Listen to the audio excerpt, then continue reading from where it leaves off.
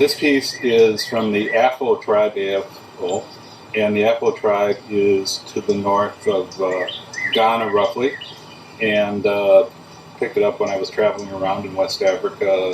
We're going to college there in the 60s. Combination of animal figures here. This is called the head crest mask, since it fits just on top of the head, and nice patina. Great use. I will tip it just to show that there are significant signs of use and wear. And that is that. This is a Mende Bundu mask from Sierra Leone, where I went to college in the 60s. And the Bundu mask is worn by the women of the Sandy Society. It's an unusual piece in many ways, because it shows the layers of fat that are on a beautiful woman. So a woman who's 250 pounds at least would be seen as the most beautiful in this particular tribe. Signs of wear and use for sure. They frequently would put everything from shoe polish to paints on these things, so patina is very good. This piece is a headdress from West Africa. Picked it up in Sierra Leone. It's a piece that I have not been able to find a corollary for. Again, when I picked up things that I liked, and when museums were being closed or missionaries were burning a lot of things, people gave me some objects. So this piece is well worn. I'll show you the top is flat, but again it has signs of wear and holes for what was a cloth. The inside of the mask also shows a lot of wear. So, whereas the other one was a Bundu Society mask for the Mende people, this is a slight unusual piece, and somebody may know exactly what its function is, but the design is a little different than a typical Bundu mask. Okay. This is a hip mask, and it's referred to as a Benin hip mask. Wonderful patina, great signs of use. The unusual thing, to some degree, is that this one is carved of wood. Most of the original Benin masks were carved out of ivory and have the tacks embedded also. This is a somewhat later piece, but we're talking the 18th century instead of the 16th century. So this one has a lot of wear, and again, is a hip mask. I've had a few people give me a hassle about, it should be made out of brass or ivory. But the fact is that this is better than many of the other hip masks that I've seen. This piece is a Bamana / Afo piece that is meant to symbolize many of these symbols with the large breast were meant to indicate fertility. The piece is sitting on a stool that's actually nicely carved as part of it. The scarification is right, and excellent wear. Again, it has that concave base, typical of some of those north central West African pieces. And Bamana traits, some Afro indicators. When I picked it up in the 60s, I didn't differentiate that much. But here it is. This mask is worn as a helmet mask, and it's called a Congoli mask. And Congoli masks were used basically to scare children during ceremonies, and so it has a grotesque face. The teeth still have remnants of red paint on them, and there aren't too many of these around. I'm going to Just turn it around to show the back. Significant wear, as per most of the pieces. There would be a headdress that would have been connected on this lip of the mask, and again, Congolian mask. This mask is a helmet mask that I bought from a missionary in the Ivory Coast, and I was told that it's a very early Bauli tribal true helmet mask. Priest I purchased it from for a couple of bucks indicated that this was early to the Bauli when they moved into that area in central Ivory Coast. The mask has indicators of use, still some slight original paint marks, and yeah, the colors around the eyes, you can still see some of the original paint. So originally it would have been painted, yeah,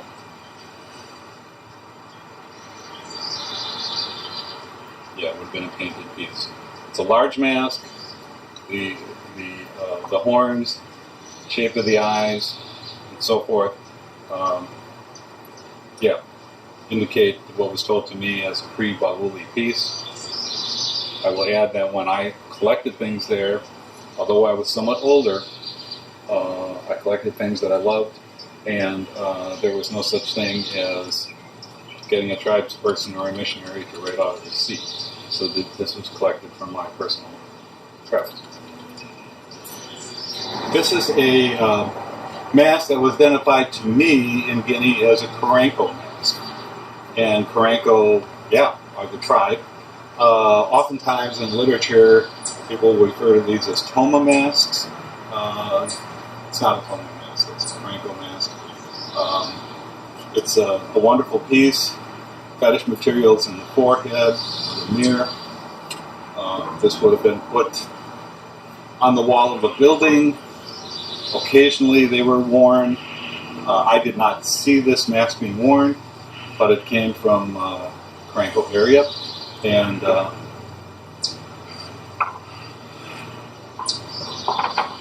that's the piece. This helmet mask is a Janus headed mask with a wonderful patina, including certainly a lot of animal horns. This is a piece from the Sinufu. That people use different names, certainly Yorkerong. The people there, when I picked it up, call it a Pyong. And so the tribal languages would refer to things, obviously, according to their language pronunciation.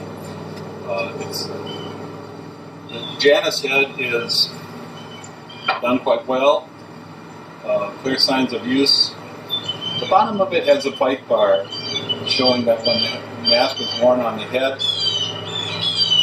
they held on to it with their teeth to the bite bar, and bite bars were, at times certainly used in African masks. Another indicator, without going too far into detail of this, is that it has a substance applied to it over time, and what's called a libation, mixture of blood and milk, and so forth. Also, the fabric around cuffs around the ears are worn and faded, which is, again, an indicator of early usage. The last mask pictured was a Sinufu piece. I'm moving to two Banama ones here, and this is the first of two. The Bamana have secret societies and different masks for each of the secret societies that young boys will emerge into to being an elder. This is a Kori mask from the Kori Society. It's a mask that has Harper scarification on the top, wonderful patina. signs of wear and use, and on the back.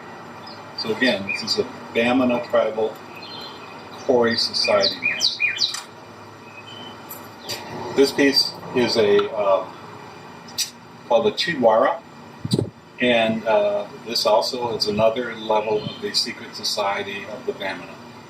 Chihuahuas come in a couple of different styles: vertical, horizontal, some more abstract than others. But this would have been worn on the top of the head, attached to a wicker basket, and danced during tribal celebrations.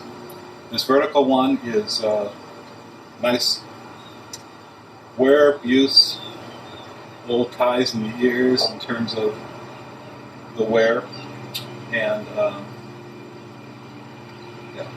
again, the Chihuahua. This is another piece from the Bamana tribe. This is a Como mask.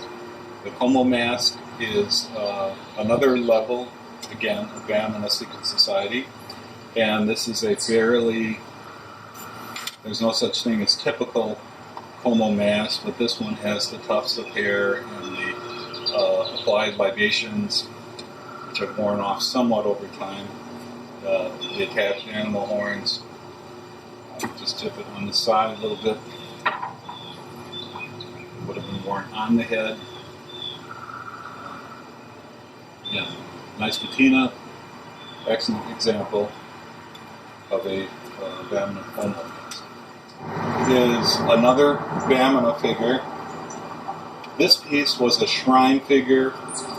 It was basically has some Chihuahua characteristics, but this piece was kept in a shrine, and it was not worn during harvest festivals as the vertical and horizontal ones were. Tremendous carving detail, beautiful design. The tufts of fabric and cloth and ears are indications of a very early piece. The wear patterns are clear, nicely incised. I'll just show the bottom briefly because it's an indicator that it does have quite a bit of age with it, which might be obvious anyway. Again, this is an early Bamana. It's a precursor to the Chihuahua that was worn on the head. We're going? Yeah. This piece is from Gabon, from the Fang tribe. I purchased my Fang pieces in southwest Nigeria from a collector there in the 60s. These figures were put on top of a bark basket where the tribe kept the bones of their elders.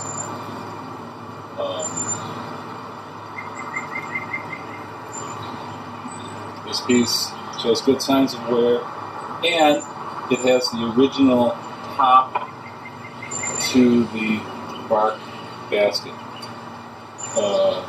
When I saw it originally, the whole bark basket had collapsed essentially due to age. But again, the Fang statue shows excellent age and patina. This is also a Fang piece. This is a Fang post. The piece has this wonderful Fang style. On top, there were some materials put in the top of the post. I was told that these were used to on the entrance to a village. It had some kind of some sticky substance to it originally, but over the course of 45 years or whatever, it just has an incredible patina, although not the inherent stickiness of whatever was was on the wood at the time of the collection. This is a Fang mask. This mask has typical Fang features in terms of the mouth being cut off, the shape of the nose. This is quite an old mask. Prior to what's called the White Man's Spirit Mask, I believe. But I'm not a Fang expert. I will show you the inside in terms of the carving, the raffia ring used to hold the cloth when it was worn. The top of it shows where originally feathers had come out. But this is the time that I acquired it. I did not know how unusual it was. And again, I'm certainly not a Fang expert, but this one appealed to me greatly. So, Fang face mask. This piece is a Sami tribal Nissi. These figures were used to protect the village. This is a village Nissi, or protector figure, and it has original patina. I didn't mess with it at all when I got it. I was fortunate to get it. I was actually just learning about these at the time. There are, some accoutrements still on the piece, including some things that are applied to the stomach, along with some very early tacks. I was told the earliest type of tack used. There are a couple of pieces of horn that are still attached. So this is a wonderful old Sami village Nissi with the various fetish materials, again, still attached, the horn among them. I'm going to show you the bottom of the piece because, it's an indicator of how long this was sitting outside somewhere.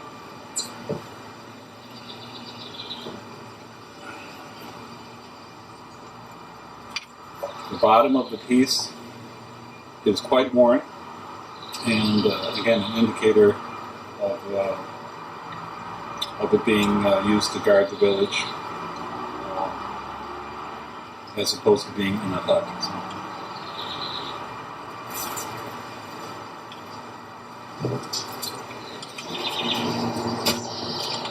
This piece is the counterpart to the piece you just saw.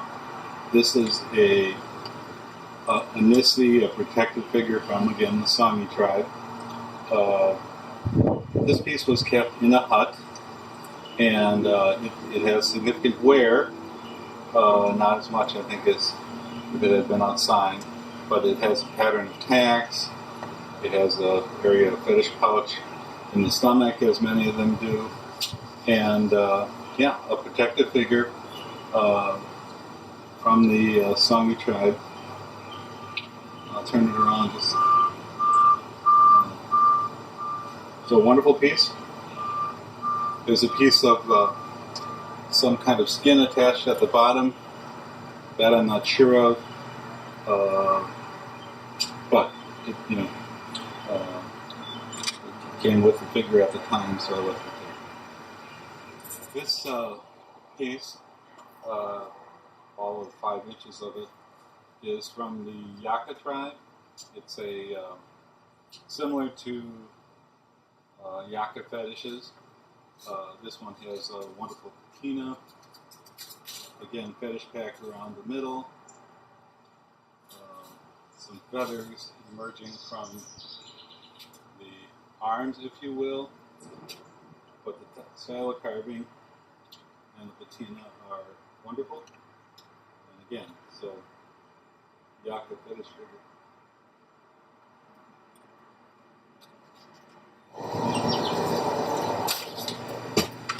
This statue is a bag up.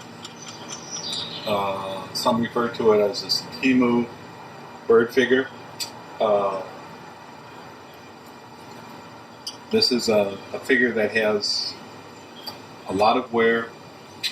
The unusual feature of this piece is that it has an original leg. And I'm sure other people have seen more of them with legs, but the other ones that I've seen portrayed in various museums and so forth just are on a stand, whereas this one originally actually had legs. And that in part was because this figure was laid down next to the rice paddy of the most productive farmer. And these pieces typically have these figures running up the back. There would be a snake here.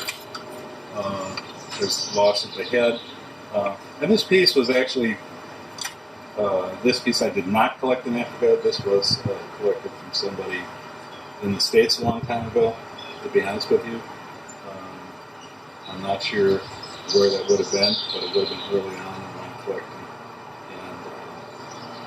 And so, again, a bag of piece.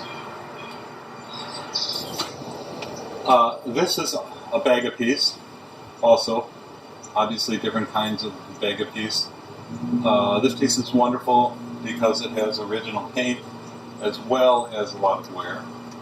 These, as they call them, etoile pieces were placed in the hut of the village chief, and that villagers who wanted to have their prayers answered would sometimes stick pieces of leaf with some writing on them, or pieces of paper, and they would roll them up and put them in the holes at the back of this piece. It balances just like this, and would have been laying again on the floor of the hut, and magically the prayers would be answered, and pieces of paper would disappear. This is another anthropomorphic piece that symbolizes a variety of different animals along with a human face. Yeah, great wear. And although I have two others that do not have paint, this is by far the best and the oldest of the pieces. Okay. This face mask is one I collected a few in Tanzania when I was leading student service learning trips. And I was fascinated by this piece. Again, it's from southwest Tanzania, and it's a Wagogo area, but I do not believe it's a Wagogo mask. So it's from that area. But the striking thing is that a villager told me that there are two scarification marks on the face, and that when their babies were born, they would take a hot coal and burn the face, a couple of spots on the face, to save the baby's eyesight. So that basically, as the burns festered, flies would go to the part that was festering and stay away from the baby's eyes. And in a very dry climate, it would save the baby's eyesight. So that to me was a wonderful tribal. And to be honest with you, there were probably 8 tribes closely related in that area, and no one has been able to tell me specifically what the tribe is, other than it's from southwest Tanzania. This pup is from the Kuba tribe. The Kuba are well known for their incised carvings and raffia weavings and so forth. This cup has quite a bit of age to it. There is one loss on the base, and a wonderful old cup. It is a piece that I picked up in the camera, so its provenance is not something I know specifically, but I love the quality of the carving and the patina. This cup is from the Chokwe tribe. There are, it's an older cup, a lot of wear on it. Certainly there are quite a few tribal cups around, but this is certainly one of my favorites. And the carvings, the way it's incised, I think it's truly a spectacular cup. And again, the Chokwe, or as they say, Butt Chokwe tribal cup.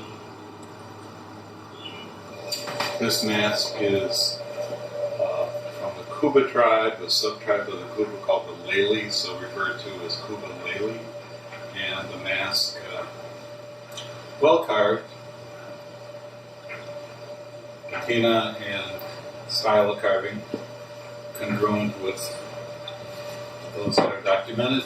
Again, Kuba Lele mask, and differentiated in some ways by the scarification eyebrows, the several layers. So,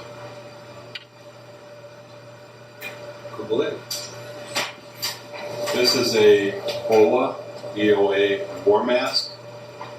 The boa do not carve a lot of masks, or have not in the past, but this is a fine example of a boa tribe war mask from the Congo. And I'll just flip it around in terms of, let's see the two. Nicely done boa war mask. This is a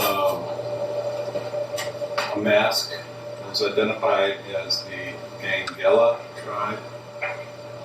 And it's part of a collection I bought in southwestern Nigeria from somebody who had a small museum. And the gentleman needed to sell his collection, so it was a great time and place. Beautiful carving.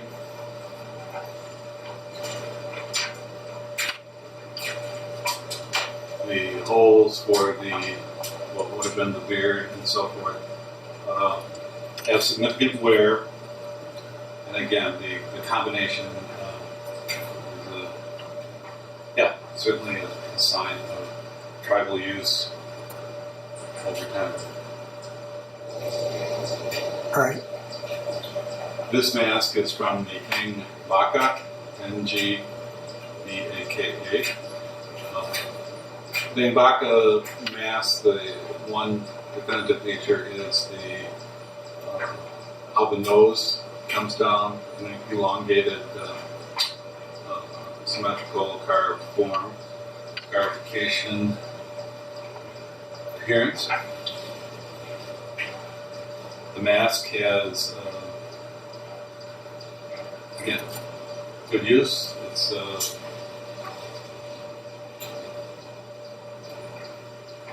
Ngbaka mask that is a fine example. This mask is from the Mabunda tribal area. Mabunda masks have a very distinctive oval look to them, and this is certainly classic Mabunda. The other side of the mask shows where there was a framework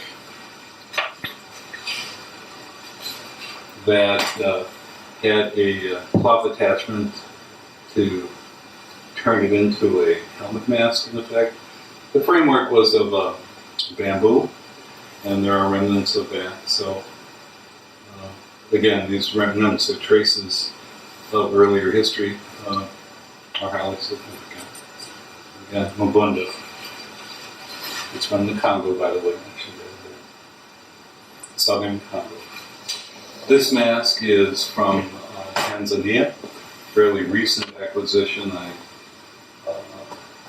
bought it from a priest who had a fairly large collection in southwest Tanzania, and it's referred to as a sickness mask. Other people will use different terms for it, but essentially the pockmarking along the bottom of the mask would symbolize the scarring that might happen from yellow fever. And so pockmarking and scarification sometimes can be somewhat familiar. But this is from the lega region, or some people would call it the bull lega. And nicely carved, great patina. The inside of the mask shows basically, what carving will do when somebody is using a relatively crude tool to. So, nicely done, and the way it's carved is an indication of the fact that it's a tribally carved piece. This mask is from the Tabwa tribe. The Tabwa don't have an extensive, there are not many masks from the Tabwa. They have had a buffalo mask, that a style that's quite famous.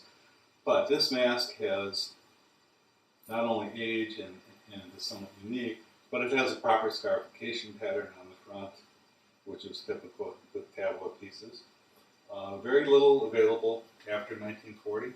This came from a collection of a priest. In southwestern Tanzania, the Tabwa are in that area, although originally they were based in the far western Congo. The inside of the mask shows signs of a carefully carved mask with a great deal of age. And again, a unique and I believe a rare Tabwa face mask. This piece is a Dogon face mask. It's referred to as, appearances might indicate, a snake mask with a superstructure behind that's typical to the Dogon. A very nice little piece. Originally would have had more hairs coming out of the nose, would have flared a little more. Nice age. Again, signs of the authenticity and wear issue. It's definitely a piece with some age and patina with it. Again, that's a Dogon tribal face mask. This mask is a Dogon mask. It's called an Alunga mask, A-L-U-N-G-A. Several people have indicated to me that this is a very important mask. Marcel Giral, one of the pioneers in terms of researching Dogon masks, has indicated that the Alunga mask is the most meaningful of all of the Dogon masks. There are probably 80 different recorded styles of Dogon masks. But this piece is, right at the top in terms of symbolic meaning to the Dogon. Has wonderful patina, signs of age, concave face, remnants of paint, which is a nice sign. The inside is, at one point, had some paint on it, which was indicated to me happened at times, particularly when they were wearing them in the western Dogon areas.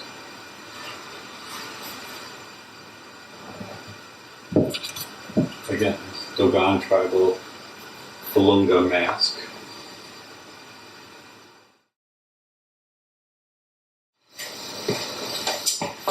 Here's another Dogon mask. This is called a black monkey mask. Mask has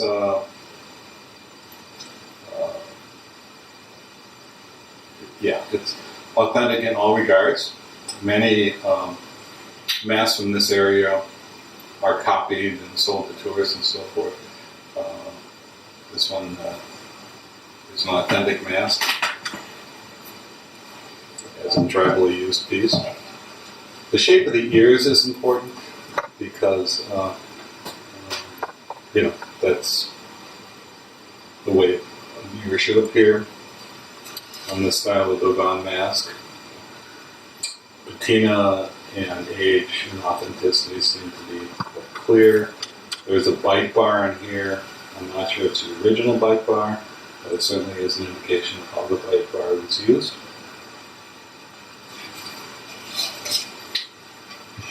Dogon black monkey mask. I was trying to get it to stay there and it wouldn't, but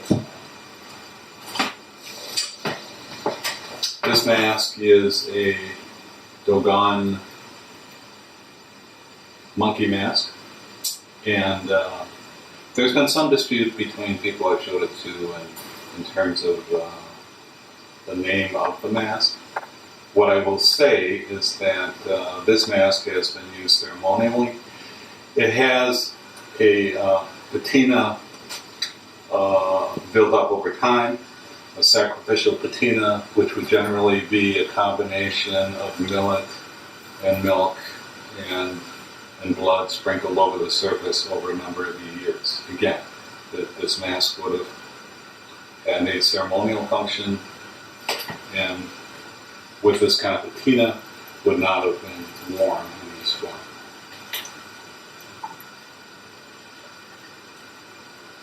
The interior of the mask, again, shows signs of wear and use. The size of the holes that would originally have held the mask on as a face mask also are meaningful in many pieces in terms of an indication of wear of the age of something. And these are almost closed because as they call libations, it's the name of the materials that are anointed or put on them for ceremonial purposes. This mask is from a tribe called Teke, T-E-K-E. Again, people will say Bateki. Many of the prefixes just mean the, so Bateki is the Teke. And this mask has significant age.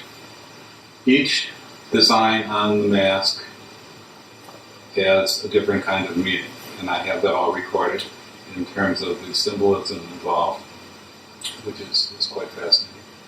There are many newer ones of this Teke mask, but it's called the Kasai mask, by the way. It's the tribal name for it, T-S-A-Y-E.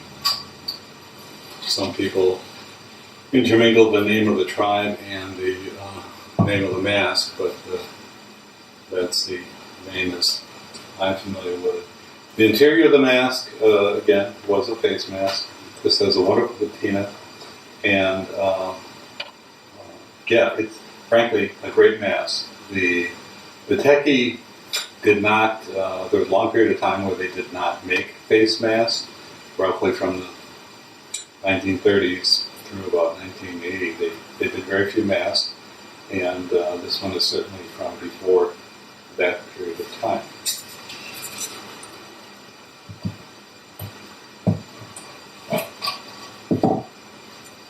The Teke face is a very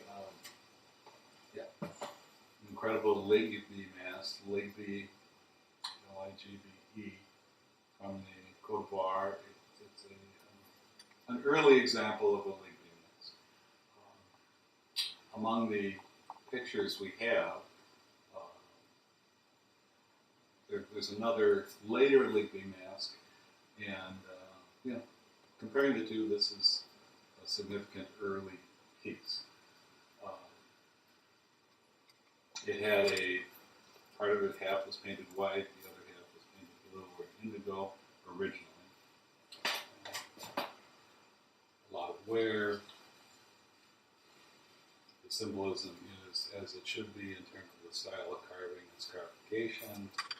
The inside again shows that natural patina. And also again with this mask, the holes were hand-auled as opposed to done with a machine. This has been my experience. Probably the oldest leaping mask that I'm aware of, and mind you, I'm not an expert on it, but compared to what I've seen in museums and collections and so forth. This mask is from West Africa. It's from Liberia, Ivory Coast area. There are many masks that have elements of horns and tacks are applied and so forth. So there are a variety of different tribal groups that carve this style. I've had it referred to as a Gagnon tribal mask, but I got it in West Africa in about 1969. And at that time, I loved the mask, but did not differentiating some of the names as we're talking right now is quite difficult. What's most important, though, is the signs of wear on the mask, particularly on the top. Significant. The way the holes were carved or done with an awl is great. The inside appearance is, again, supports the indication of an older mask. So many people would use the broad term of the Dan tribe, which is a dominant tribe in the area. So it's not specifically a Dan mask, but I would refer to it as a Dan area mask. And a more specific attribution is something that an expert in that area would be able to apply. But I've narrowed it down to certainly that area. This again is a Dan area West African mask, and this one was actually acquired in Sierra Leone where I went to college. Wonderful old piece, signs of it being carved, somewhat roughly carved, and significant signs of use and wear over time. The beak is common in some areas, to the northern part of where I was, and it just has a wonderful appearance about it, and signs certainly of again, authenticity and use and age all combined. This mask is another West African mask. Again, purchased in the late 60s when I was a student in Sierra Leone. And there are many different kinds of face masks in West Africa. Some people would refer to this as a gear mask, G-U-E-R-R-E. I stay within the identification of a Dan area mask. Early tacks, there are small pieces of fur applied, which, among other things, indicate that the mask has significant age. Again, having gotten it in 1970.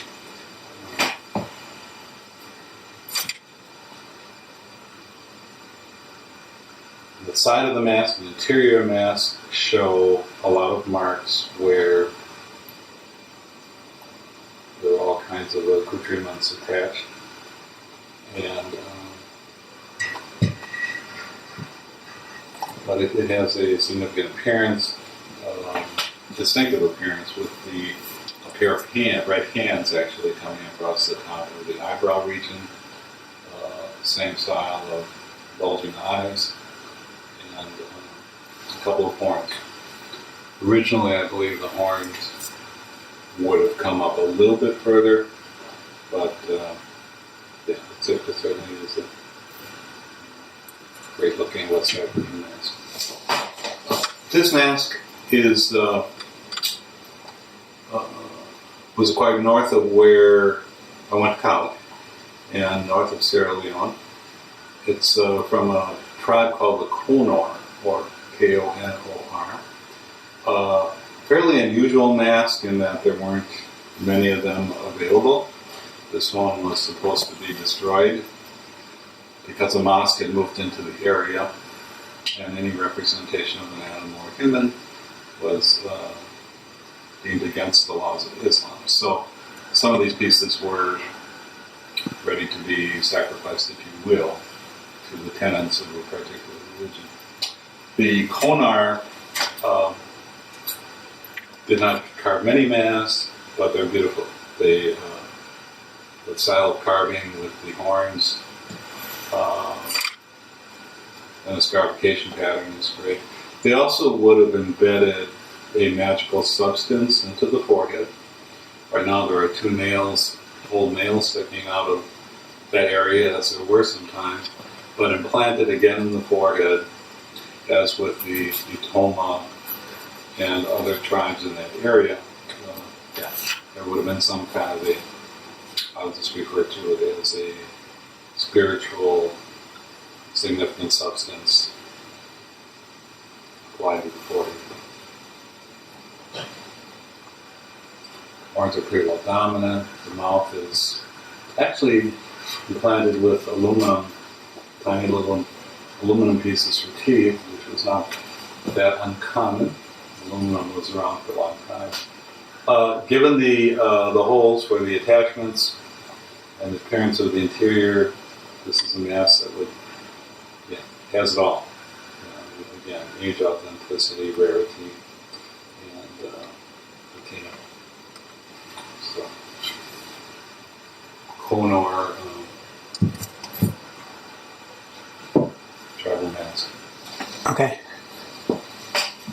This mask is a Bamana mask.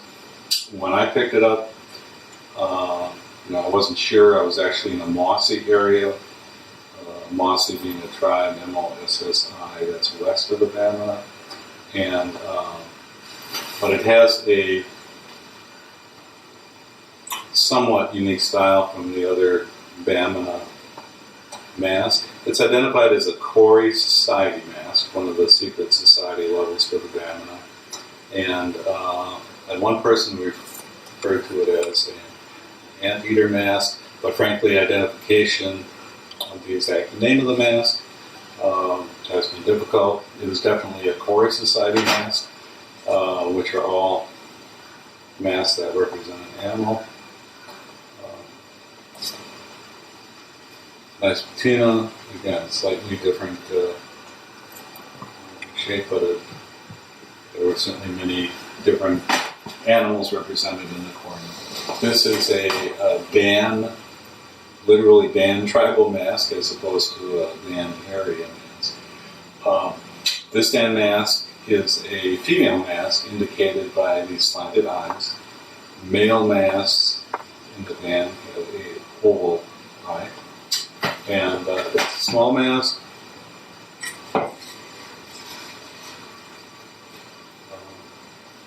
But also quite an early mask. And probably carved for the Dan before they tended to make masks a little bit larger. Started when there were more Europeans around. But this is a bit early Dan female mask. This is a Bauli tribal, B-A-U-L-E, mask. It's a monkey mask. And has a, wonderful patina to it. There are some elements of paint that paint was applied as early as 1800, something in that range. And the Bauli had a significant number of different kinds of monkey masks. the most spiritual, significant mask to them, uh,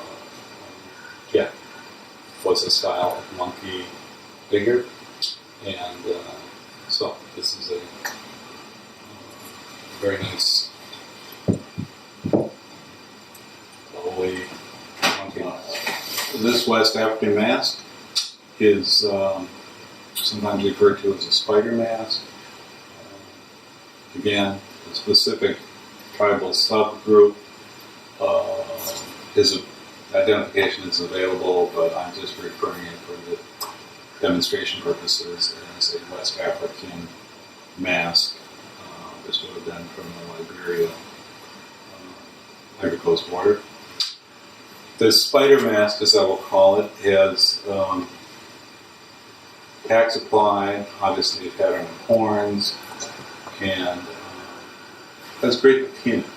I will say 2 of the horns were reattached at some point, which is not unusual. To wear on the paint is very interesting in terms of paint remnants. The lower jaw would open and close. Now there's leather attaching the lower jaw to the upper jaw, so at this point it's not very movable, if you will. So I'm leaving it certainly without showing the mouth open. You can see from the side where it's attached. Great mask, great patina. Again, this is an area where for probably 200 years, a lot of copies, or at least 100 years, were made for tourists. So this is a nice original mask as opposed to some of the copies that were coming out of that area over time.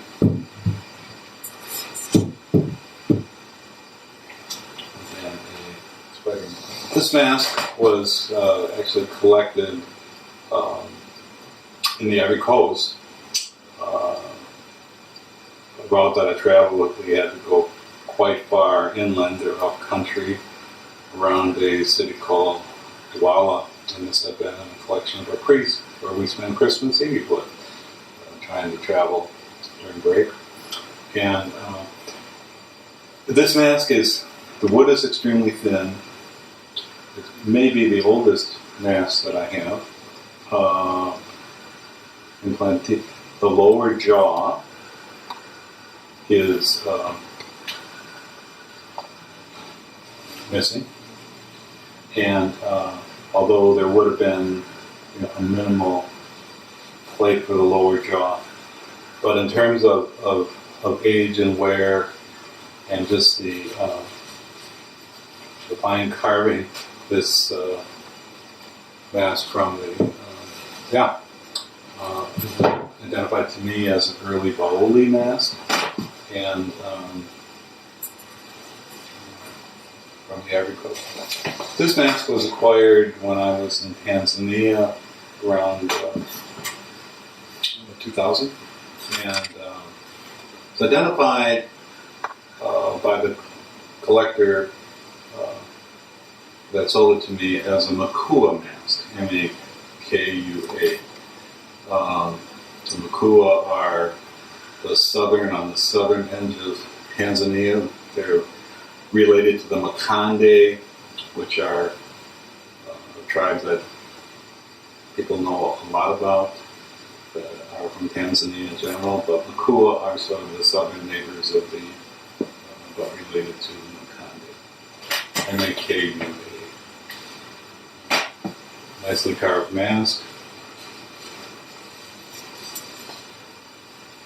Somewhat block form. But again, a nicely designed, very cubist form. And this mask has a unique tendency to fall out of my hands. This mask is from the Dogon.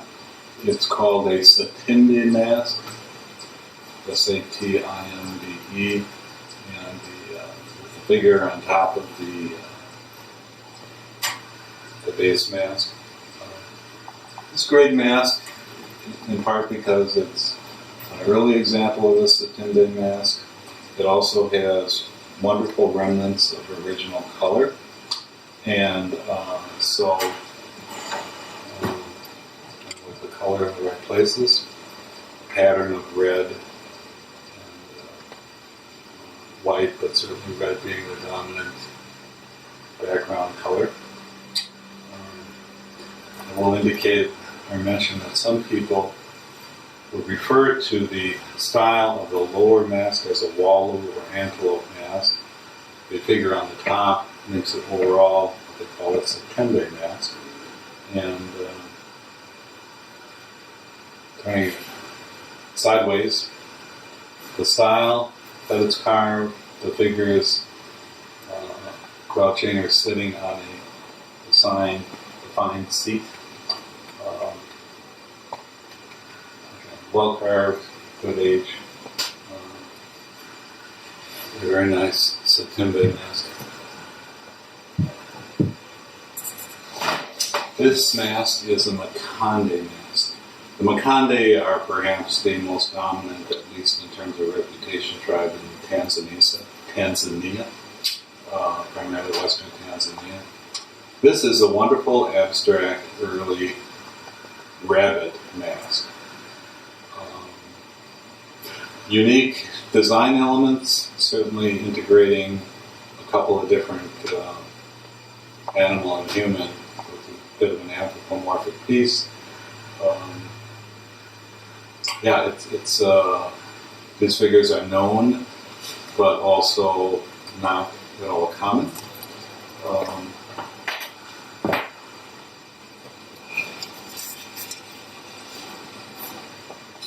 The reverse side of the mask shows again the pattern of holes for the costume, and it certainly reinforces an indication of age. This mask has not been carved for a number of years. I was told that it had not been carved since the early 20th century, and so this rabbit mask, as it's referred to, is fairly unique and wonderful Makande piece. These three figures are from the Mossy tribe, M-O-S-S-I. The Mossy are north and west of the Bamana. It would be in western Upper Volta, or Burkina Faso as it's called these days. The name was changed, I believe, about 1980. These are referred to as Mossy dolls, and Mossy dolls were tucked in the waistband of a woman to enhance her possibilities of getting pregnant. They're referred to generically as fertility figures. And the two on the left were typical figures that were tucked in the waistband, and they have,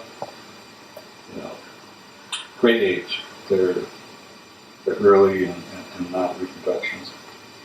The taller one is a fertility doll of a larger size, and this size is not very common, but it's carved wonderfully, and again was carved to, as perhaps is evident in the figure, carved to enhance fertility. I will say that the shortened arms on this carved figure, the enhanced stomach, and the scarification pattern are wonderful indicators of the Mossy. The Mossy always had in their masks and statues scarification lines on either side of the face, as well as the specific hair weighting or design. So these are mossy fertility figures. This statue is a very early statue. I like it for many reasons. One of them is that it's a statue of a balafon player, an instrument. And I'm going to take the statue off of its stand.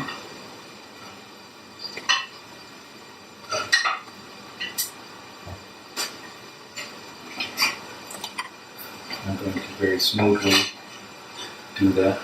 Could we possibly do this one over? Sure. This is a Bamana statue. It's quite early, very dense wood, some losses on it, but clearly a Bamana piece.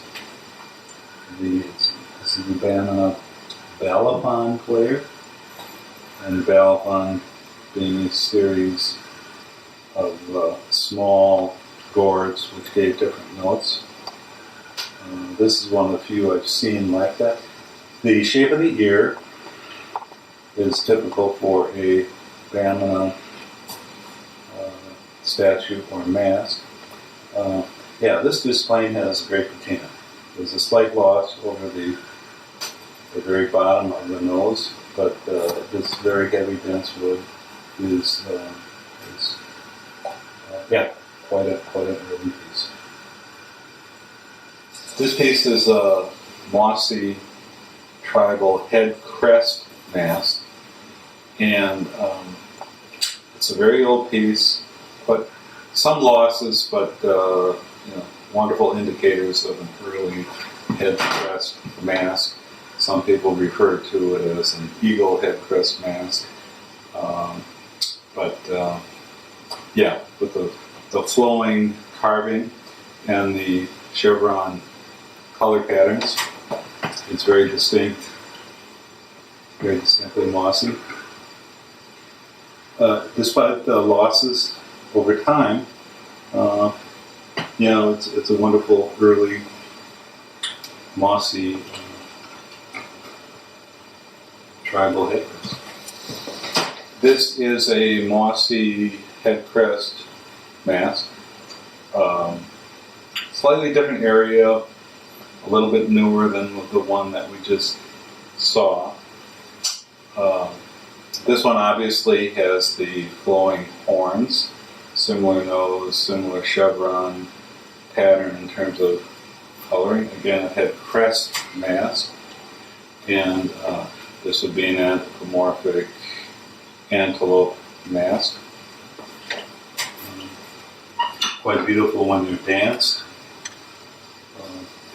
It's a great piece in its own right, with not quite the level of canting it really more as it would have been worn just to close this part down. But very heavy wood, very, very dense, and a nice coloration, but yet signs of age wood. It's a Bauli tribe, referred to as a fire spitter mask, from the Ivory Coast. This mask has an early, but yet still well-definable color pattern that's typical of the Bauli fire spitter mask. It also has all the elements of a fire spitter mask, an anthropomorphic combination of tusks emerging from the top. There's a loss of one of the little tusk, but otherwise it's intact. But also on one side it has warthog horns. And this is a helmet mask. It also has an opening, a little bowl, if you will, on the top, where different kinds of sacrificial materials would be inserted in that hole, and some people indicate that incense was placed in that hole on the top of the mask. It's fairly elongated, And this mask typically would not have holes for raffia. A costume would be tied around the neck of the dancer. But the fire spitter type mask was very prominent for the Baoli. This is a Baoli, again, helmet mask.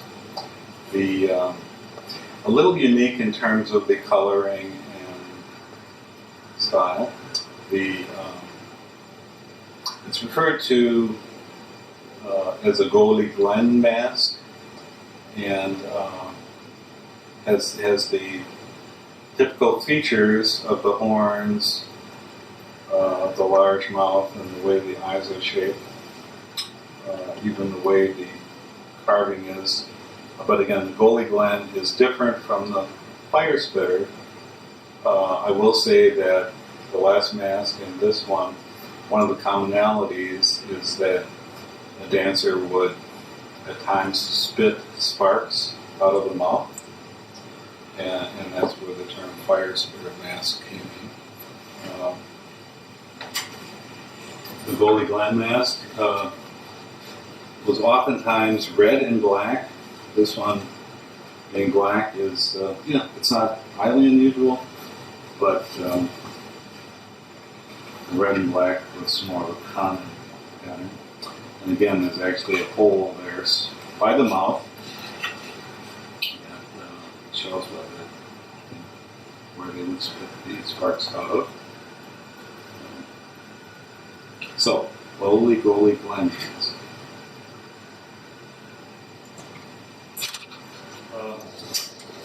This carved piece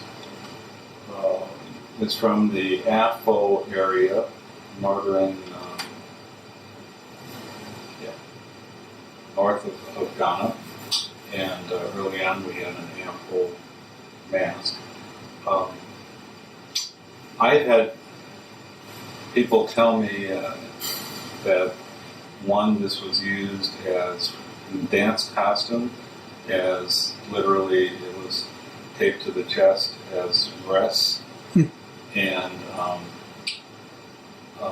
from what I've been able to, I did not see it danced, although it clearly has been. But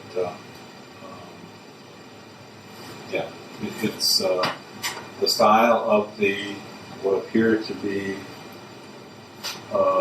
breasts or nipples is clearly apple. And to me, it appears to be more of a dance costume piece as opposed to a headdress, which one person suggested it was. But very unique, and the only one like it that I've seen. So again, that's from the Apple tribal area. This helmet mask is from the Congo area. It's a Kuba style mask. One of the reasons I have it is to demonstrate that this mask, although Kuba style, is not enhanced with beads, as we'll see the next one, which is identified as typical Kuba. This was carved by the Biambo tribe, which is in essence across the Lulalo River from the Kuba. So basically, it's a Kuba mask without the decorations. This is the way the Biambo would use it. One interesting element with this piece is that in the horn, face is carved, and which gives it an individual characteristic as a mask that's authentic. There's a tribal repair on the lower rim area, but it's a good mask in juxtaposition to the next one you'll see, that people would identify as a typical Kuba mask. And, indications of really unaware, and apparently it's magnetic because it won't come off the stand. Just kidding. So, Biambo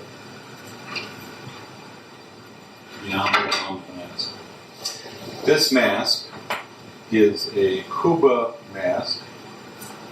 There were 3 highly decorated masks among the Kuba that were seen as a triumvirate, and this being one of them. So they had I used to know the names exactly, but this particular one was referred to as a Maboom mask, M-B-O-O-M. And the Kuba,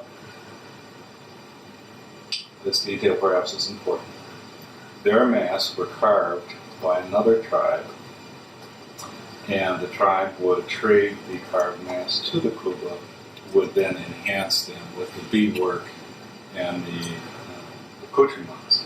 So the last one was the Yambo mask as they would have used them.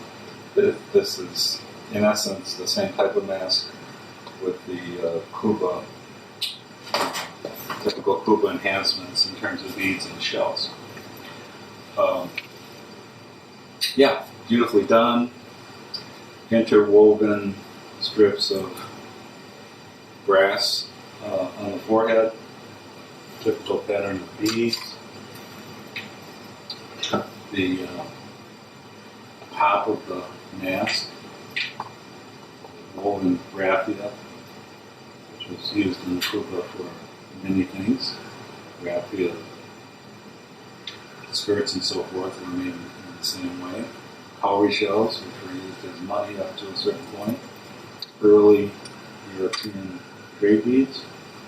I was told that I bought this mask in the southern,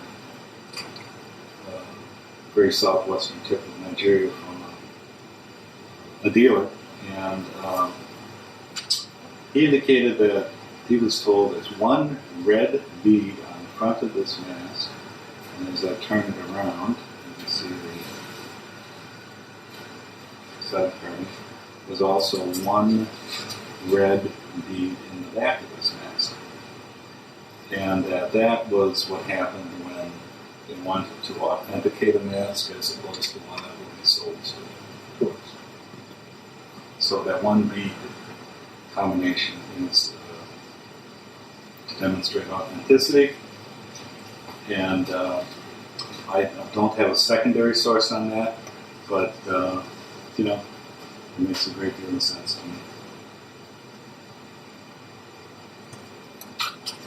Okay. This helmet mask is from the Congo. There are a couple of different attributions used for this particular style, and the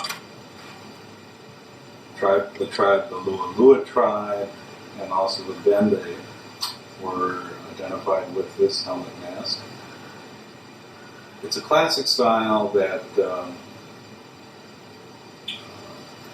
I've seen a few times displayed just simply because of the elegant kind of simplicity. The nose is an area, has some Bembe features, and again, it's simple in some ways. I'm just trying to show you the interior, which indicates there are sweat marks and so forth, indicating use. But it's a very unique classic mask, which I haven't seen in the States in a museum, but I've seen in Europe versions of this mask. This is a Mabunda area mask from southern Congo, Angola border region, and it's a great mask for many reasons. First of all, it has a typical Mabunda looking face to it. This mask still has a superstructure which would have held some pieces of bamboo and a headdress. So this is a framework that turned it into a helmet mask, if you will. A few remnants of cloth and raffia that were used in the construction of the mask. But in some ways they're simplistic, but great example of the Biombo. And so this mask is from the, it's an anthropomorphic, it's a mask that combines a lot of features and several tribal attributes. The crest on the top is typical of the Chokwe tribe. The face has some Angela attributes. So like many tribes, I guess this is an important point, there weren't clear limits going from one tribe to another oftentimes. There are some tribes that were combined, and they were half Biombo and half Angela or whatever. So this is a crossover of sorts, but in its own right a great mask. Again, the larger crest is very typical Chokwe, which is certainly Angola area, and the face has elements of several different tribes from the area. And again, this has the magnetic stand, the difficulty detaching itself from the mask. And but great piece. There are holes along the top of the whole large upper framework, which I've been told might have indicated that there was a possibly pattern of feathers up there, but it goes all the way around the bottom of the mask too. So Lunda, Gangela, Chokwe are all tribes which appear to have an influence on this mask. The back still has the framework for the helmet mask, as well as some of the original, these cloth parts would have been part of the original headdress. So, very unique piece, significant age, and perhaps one of a kind in terms of combining tribal features. I'm talking about a couple of East African masks. This is a Makande warthog mask. I purchased this from a priest who had a collection in Tanzania, and had had it for quite a while. In doing some research and talking to a couple experts over time, sharing pictures, there are only 2, possibly 3 other examples of this type of warthog helmet mask. So it's a pretty unique piece. There is one very similar in the Tanzanian Museum of Tanzanian Art in Dar es Salaam, and I know there's one in Italy. But its rareness is one of its attributes. Many of the helmet masks from different tribes were held on, there's a lip around the edge of the mask, and that lip would be where they would have tied a string to hold the headdress on. Unique piece. As you look on the inside, wonderful signs of age and use. So, even if there are a couple more around, it still makes it a very rare, unique Makande helmet mask.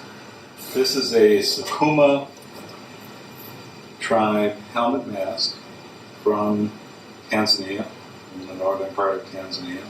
Sukuma mask had what's been described as a simplistic, elegant form, and did not carve a lot of mask, but this is a wonderful helmet mask from the Sukuma area.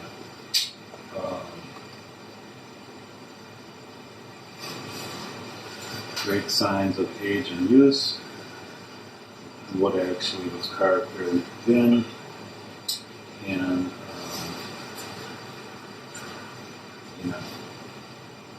certainly not a highly rare piece, but this quality and age of a helmet mask is, yeah, it's a nice. Okay. This is a mask from Nigeria. The tribe is the Mume. Some people interchangeably use the tribal name Mama, M-A-M-A, but they were adjacent to each other, and so I'll just refer to as a Mama mask. And it's a helmet mask. I have one other that I got in Nigeria. The other one has full raffia costume, but it's very similar in terms of age and design. I actually watched them being danced, which was a unique experience. And it was not just for tourists. It was a roommate of mine at the university's his village. The mask is abstract warthog mask, and was acceptable in a Muslim area because of the level of abstraction. Again, would have been worn on the head with a full graphic costume, and the style is very specific to that particular Mama/Mume area of western Nigeria. This mask is up from the tribe, a Bamman tribe, and the Bamman tribe, there are a number of tribes very close together, starting with the Bamenda, Bamela, but Bamun is perhaps the largest group. This was probably one of the first masks I ever collected when I lived in Africa, late 60s. And it's, as I learned about it, it's a great piece because it had significant age to it, and it's not, some of them became sort of gargantualized to create a term for Westerners, but this has original size, a lot of wear, a lot of shrinkage over time. The hair pattern is what makes it distinctly one of the bee tribes, as people refer to it. The Bamman head of the exact hairstyle. Looking inside it, again, a great deal of wear. A relatively small mask that would have rested on the head. I will say that I did, before I learned a little bit about things, I applied a little bit of wax to it, and that's not something I should not have done. Learn not to do in terms of enhancing anything. But a great white gold Bamman mask from Vermont. This helmet mask is from the Malinke, M-A-L-I-N-K-E, tribe to the west of the Bamana, and it's a Malinke crocodile mask. When I picked it up, it's interesting. They were,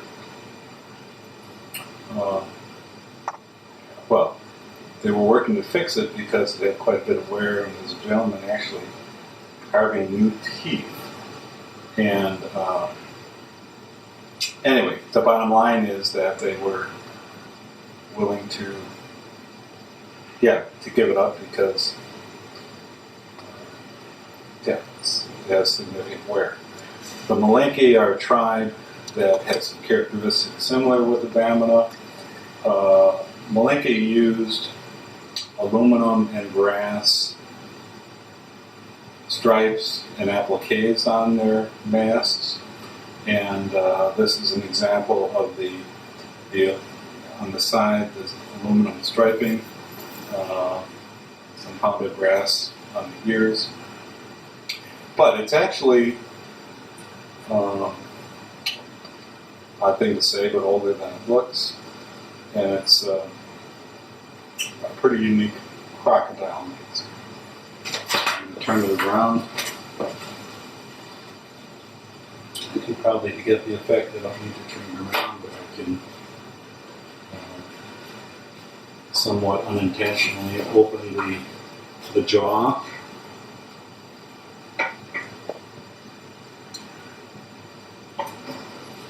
And then the head was. So this is a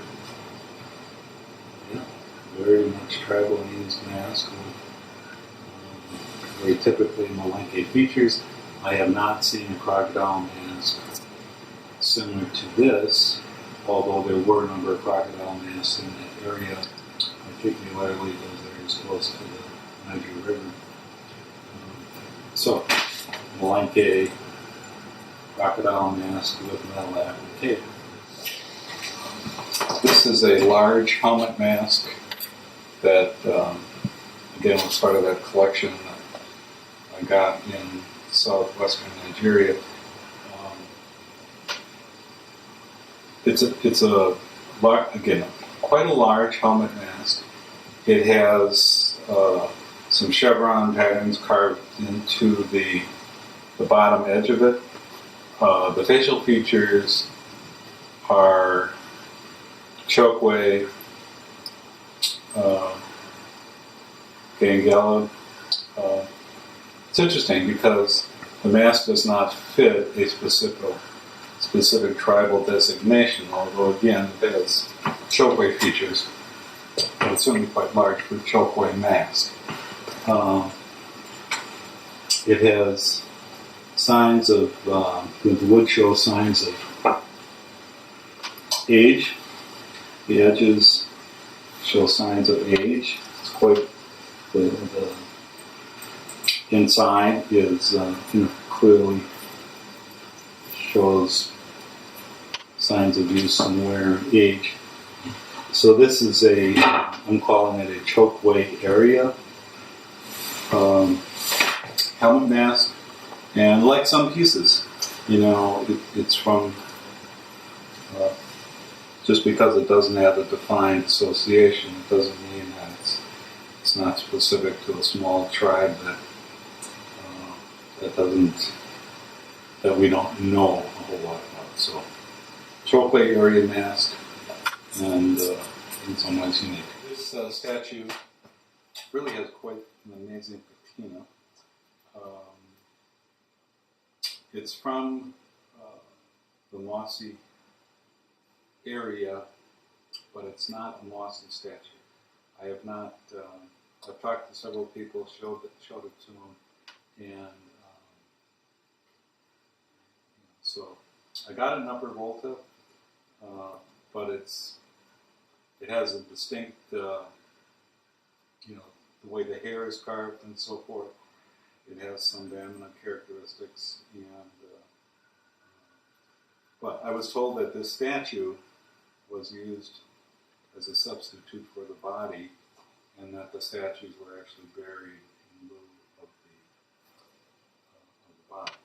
But so my knowledge about this is sketchier than I would like, and I have not been able to get much information about it.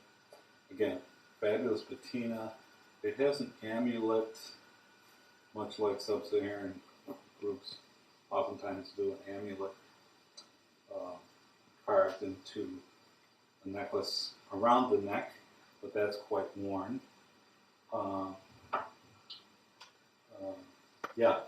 Quite elongated scarification patterns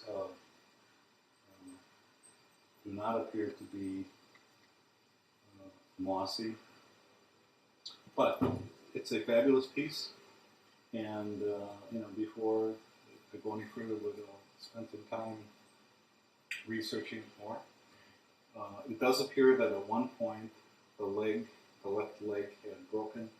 And there actually is a repair, a leather strip on there that has itself quite a bit of age to it.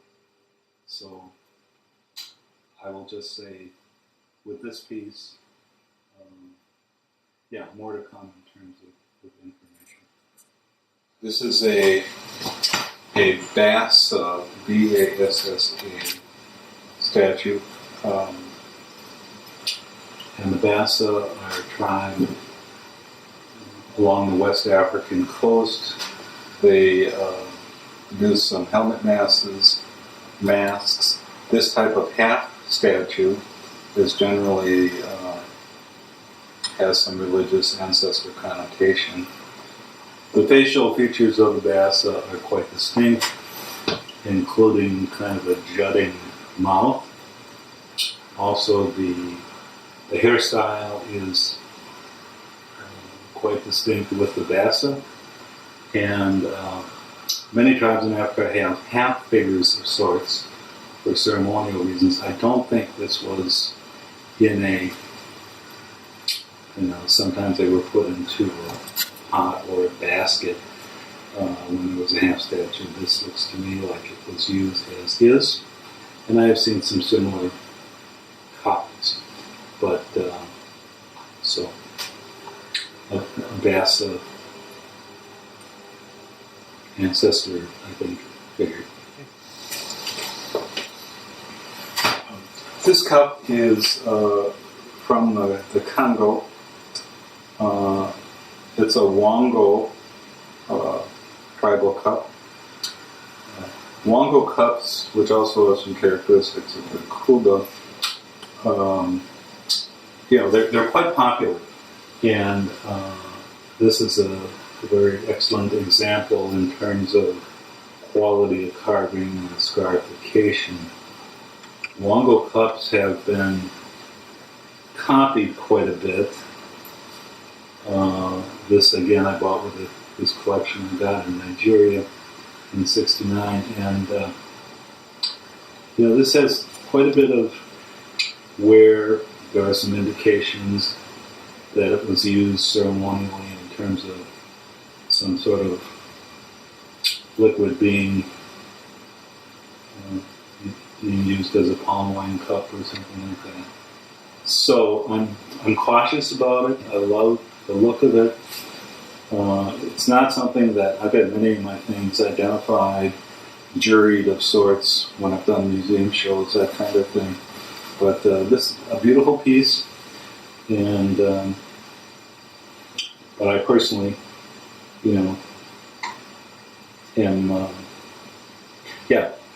think it's a wonderful cup. And so, but I'll get another opinion in terms of authenticity. Again, I'm always cautious about the lengths people go to reproduce things. So, but from my perspective, I think this is a very, very Wango cup. This container is from Uganda, a tribe called the Ganda, and it's unique in terms of the sculptural appearance of it.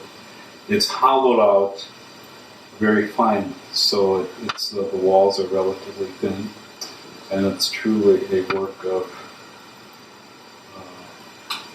art in terms of the technique and how it's carved.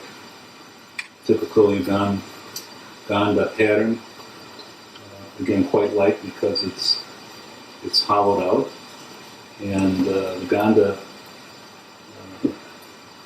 pieces, particularly the early ones, are quite sought after. They're not uncommon, but I have one other that's slightly different, but they're just wonderful. Yeah, give a wonderful visual feel. So Uganda. This game board is referred to as many different names, but certainly Wari, Mancala are two of the many names for this old African game. This particular one has a great deal of wear. The feet are worn down. Had a lot of use. One of the differences. Okay, go. This game board is referred to as Mabira, Nkala, a number of different names for this common African game board. This particular piece is very worn. The feet are worn down completely. Great deal of wear on the wood, and so it's a wonderful old game board. Nkala is a game that in West Africa has 2 rows that were used in playing with stones. East Africa, there are 4 rows. So the style of the game board is different in West Africa versus East Africa.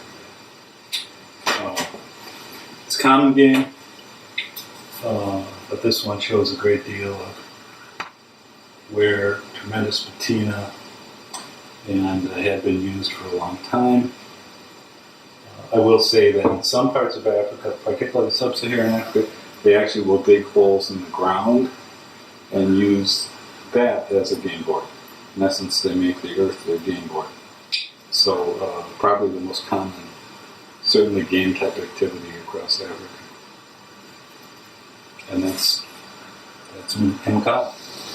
This head crest mask is one of the Bamana tribal secret society masks from West Africa, from Burkina Faso, or Upper Volta, previously to that. This is a Kono mask, and the Kono mask is the top level of the Bamana secret societies. Typically, the Kono masks have the open, are carved in this manner. Sometimes they have more embellishments.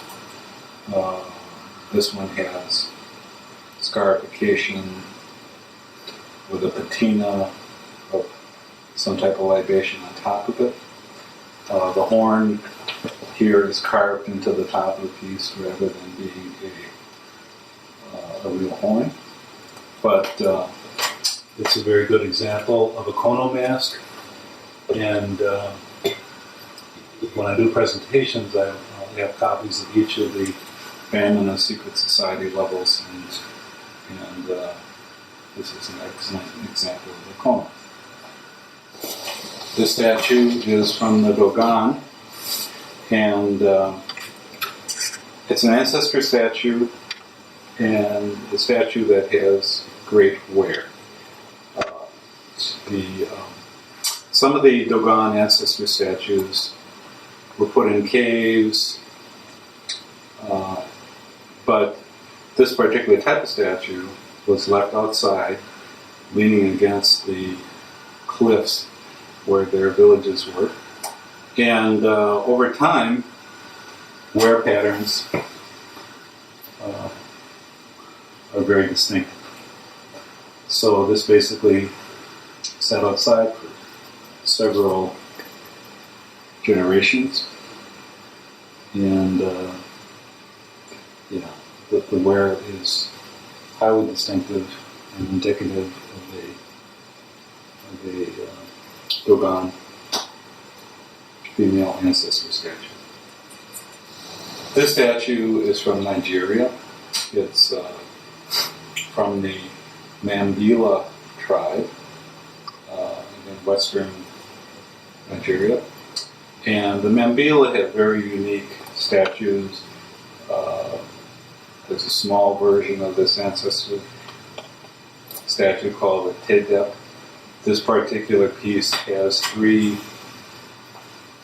miniature statues around the neck of the piece. And the fact that they're still there with some very old worn rope is amazing, but so that helps make it a great piece. With the Mambila pieces, the hair is made of plugs of wood inserted into the top of the head. And very distinct coloration. This has some faded color in the background, red and black. Quite a bit of wear to the piece in general. Here's the miniature K-Dip statue. Turn it around a little bit. Another one over here. So the wear is on the bottom of the feet is consistent with age, use, and authenticity.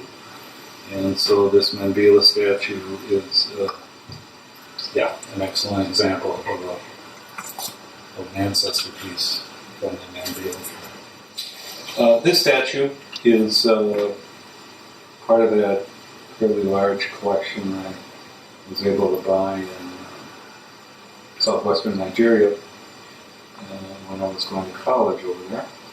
And this particular statue, the man who owned the collection referred to it as Lumbo, Lumbo, or Puno, which is a style I'm more familiar with. It's an ancestor statue. It has unique coloring, and it's the hair is carved in such a way that I think that's one of the reasons he was referring to it as possibly Lumbo. But either way, from south of Nigeria, the feet are worn off in a manner that would be consistent with significant age, scarification. Is extensive.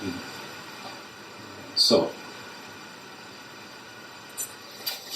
this particular figure consists of a slave figure whose hands are bound and legs are bound, and behind it is what appears to be an executioner with a skull hanging over his neck, or an image of the skull, and he's carrying a blade. The blade is a Nigerian blade. It's called an Inkaza. There are several other names for it, but that helps identify the statue as being from Nigeria. The statue is very unique. I don't believe it has tons of wear. Certainly when I got it in 69 or 70, had some use, but I've showed it to a few people, have not been able to connect it to a specific tribal group, although the shape of the knife, would indicate that it certainly is a Nigerian piece, possibly Yoruba. But I'll leave it at that. This is a helmet mask, is really a face mask attached to basketry. There's a double figure on top of the basket. It certainly is an older piece. The coloring and style indicates it's from Gabon. And I've heard a couple people attribute this to different tribes. Again, the gentleman I bought it from in Nigeria, did not know the tribal origin. But I find it fascinating in terms of the fact that it has a leather beard, if you will, triangular features. Some people, I heard one person attribute it to a neighbor of the Gangela. But I'll get off the stand here for a second. But it's fascinating in terms of how they use the basket. for the helmet part, and the separate statue on top of the basket, is interesting. I've seen that a few times on other statues, but that helps make it unique. It certainly has some use and wear and patina, but there, in terms of a specific attribution, yeah. Ask somebody for another opinion on it, but it's a very interesting piece. This large stool is from the Cameroon. I actually purchased this from the gallery in Boston because I loved it so much, and I had seen some similar designs with the leopard in the past. There are panels, abstract panels that represent spiders, and there's the animal figure that goes underneath it, abstract patterns around the top and the bottom. I'm going to tip it a little bit because the animal figure is this animal figure is typical in Cameroon with the Bamileke tribe, and they've even done some scarification with, it looks like, burning to make the pattern on the leopard skin. I'm going to tip it up just to show you the bottom, because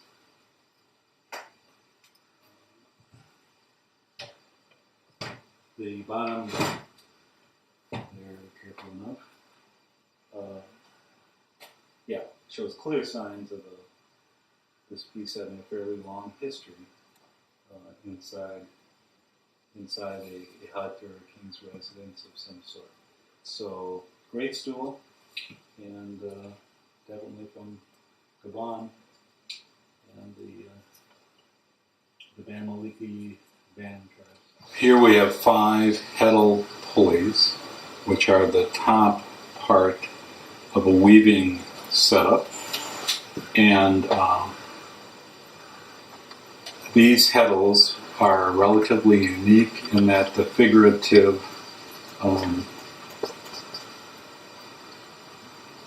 pieces are no longer available, really. In the center, there's a Bauli tribal heddle, and it's wonderfully carved.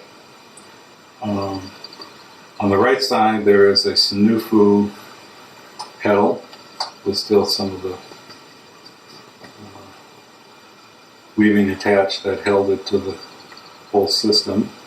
There also is another Sinufu heddle, and I thought I would just see how they fell so we could do a pickup sticks routine.